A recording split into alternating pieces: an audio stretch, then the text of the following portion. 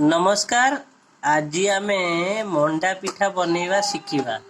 देखंतु केते सुंदर मजारे मंडा पिठा बनिछि। ए टाइप रो मंडा पिठा बनिबो। प्रथमे आमे चाउल को चुना करी ताकू गरम पानी रे जंतीबा। तापरे आमे नडिया आ छेनार पूरा बनैबा।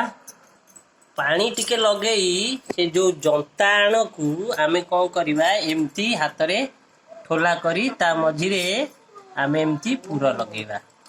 पूरा लगे कि एबे देखंतु ता मुह केमती बंद करा जिवो आ केमती गोल बना जिवो। ओडिसा रे बहुत फेमस कान पर्व परबाणी रे ए सब पिठा बना जाए घरे घरे आ अन्य कोउठी मिले नाही जिंस। ते सुंदर पिठा सीजा पिठा बहुत बढ़िया लागे मंडा पिठा को जाए। देखले देखंतु की प्रकार प्रोसेस रे पिठा बना जाउछि।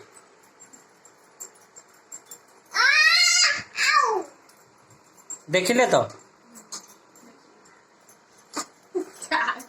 वो हांडी रे आमे बांस पत्र को रखी ता देहरे पानी देकी से बांफरे आ ऊपर मंडा पिठा रखी बना दिबो।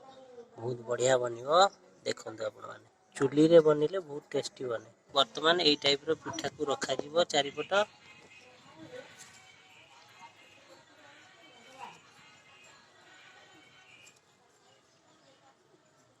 तापरे आमे एटा को ढांकी दबा। जा एई प्रकार मंडा पिठा बनी तैयारी हे जिवो। आपण माने मजारे खाइबे। रहिली धन्यवाद। यदि वीडियोटी आपन को भलो लागिछि ताहाले सब्सक्राइब करिवे, लाइक भी करिवे, कमेंट भी करिवे केमिति होइछि।